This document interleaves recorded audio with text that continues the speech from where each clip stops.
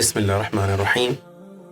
آج ہم آپ کے لیے سمرائز کریں گے سورہ فاتحہ، جو قرآنی ترتیب کے حساب سے پہلی سورت ہے۔ یہ پہلے پارے، پہلے جز الف لام میم میں پائی جاتی ہے، اور ترتیب نزولی یعنی ریولیشن آرڈر کے حساب سے اس کا نمبر ہے 5ویں نمبر پہ ہے۔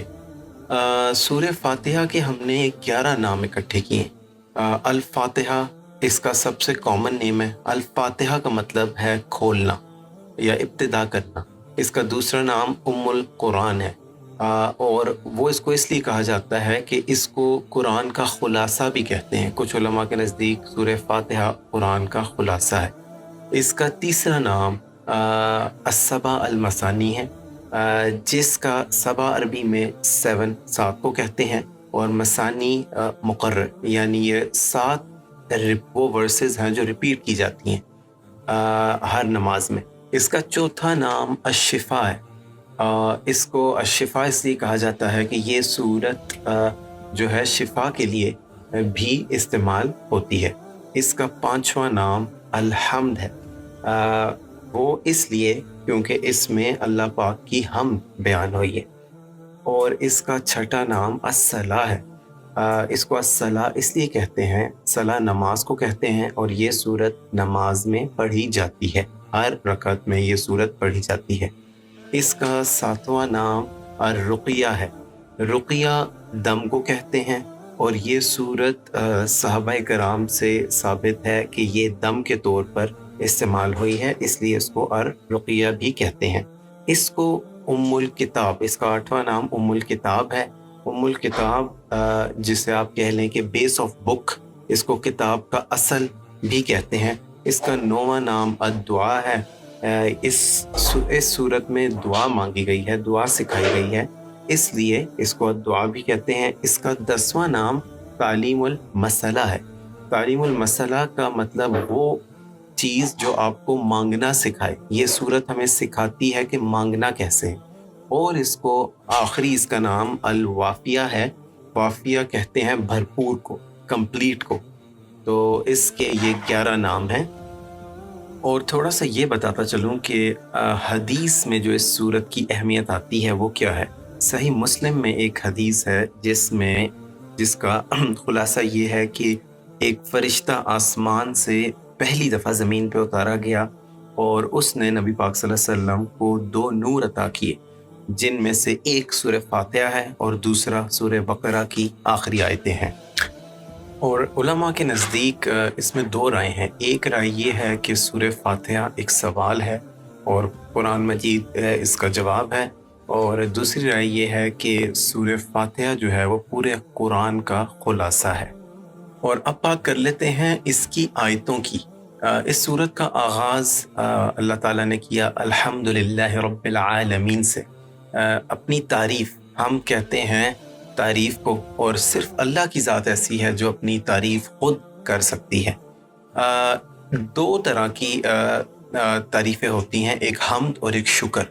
حمد جو ہے وہ آپ کہہ لیں کہ جنرل کوالٹیز، جیسے کہ آپ اللہ تعالیٰ نے زمین بنائی، آسمان بنائے، اور اس طرح کی چیزیں، یہ آ جائیں گی حمد میں۔ اور جو شکر ہے وہ ہوتا ہے اسپیشل کوالٹیز میں۔ اللہ تعالیٰ نے کسی کو بہت زیادہ علم دے دیا، کسی کو بہت دولت دے دی، یہ آ جائے گا شکر کے زمرے میں۔ اور دوسرا اس آیت میں ہے عالمین، الحمدللہ رب العالمین، یعنی سارے عالمین جو ہے وہ عالم کی جمع ہے۔ عالم ویسے خود ہی جمع ہے، تو اللہ تعالیٰ تمام جہانوں کا جو ہے وہ رب ہے۔ اب عالم میں اس میں جو ہے بیسیکلی بندوں کا بھی آ جاتا ہے، پرندوں کا ایک الگ عالم ہے، جنات کا ایک الگ عالم ہے، زندوں کا ایک الگ عالم ہے، مردوں کا، اس سب تمام جو عالمین ہیں وہ اس میں آ جاتے ہیں۔ پھر آ جاتا ہے رحمان اور رحیم۔ اللہ تعالیٰ کی جو 2 صفات بیان ہوئی ہیں، اس میں جو علماء کی رائے ہے وہ یہ ہے کہ رحمان میں اللہ تعالیٰ کی زیادہ رحمت شامل ہے اور رحیم میں کم ہے۔ اور ایک اور چیز یہ آتی ہے کہ رحمان فی الدنیا و رحیم فی الآخرہ۔ اللہ تعالیٰ کی جو رحمت ہے وہ عام ہے اس دنیا میں، اس دنیا کے لیے، اور جو رحیم ہے وہ اللہ تعالیٰ کی خاص رحمت ہوگی صرف مومنین کے لیے، یوم آخر میں. اور اس کے بعد ذکر کیا گیا مالکی یوم الدین یعنی قیامت کے دن کا مالک. ویسے تو اللہ تعالیٰ دنیا کا بھی مالک ہے، ہر چیز کا مالک اللہ تعالیٰ ہے، قیامت والے دن کا بھی مالک ہے، لیکن دنیا میں بندے کا زور چل سکتا ہے. قیامت والے دن صرف اور صرف اس دن اللہ مالک ہوگا، اور انسان اپنا لب اپنا جسم کچھ بھی اللہ کی مرضی کے بغیر نہیں ہلا سکتا. اور اس کے بعد آتا ہے ایاک نعبد و ایاک نستعین، تیری ہی عبادت کرتے ہیں اور تجھ سے ہی مدد مانگتے ہیں. عبادت کا مطلب یعنی عبادت کا حق تب ادا ہوتا ہے کہ آپ تین چیزوں کا خیال رکھیں: خالص محبت، عاجزی اور خوف. یہ تین چیزیں جب ہوں گی تو عبادت کا حق ادا ہوگا.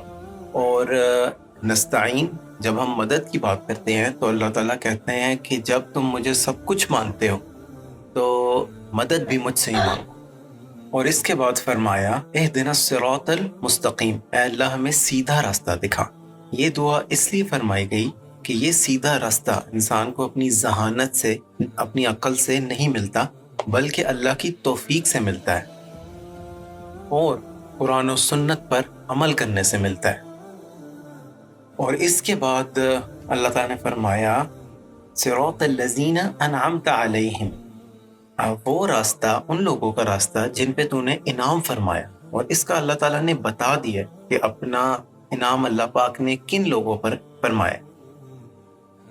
اور اس کے بعد ہے غیر المغضوب علیہم ولا الضالین، اور نہ ایسے لوگوں کا راستہ ہمیں دکھا جن پر غضب ہوا اور جو بھٹک گئے سیدھے راستے سے. اور دیکھیں جب بندہ سیدھے راہ سے صراط المستقیم سے بھٹکتا ہے تو اس کی دو وجوہات ہوتی ہیں. ایک تو سینیریو یہ ہو سکتا ہے کہ بندے کی علم اور تحقیق ہے اور پھر بھی وہ بھٹک گیا، تو ایسے لوگ مغضوب میں شمار ہوں گے. اور دوسرا جو ہے وہ لوگ ہیں جن کے پاس علم اور تحقیق نہیں ہے اور وہ سیدھے راستے سے بھٹک گئے، تو ایسے لوگ ضالین میں شمار ہوں گے. اللہ پاک ہمیں اپنے نیک بندوں میں شامل کرے، آمین.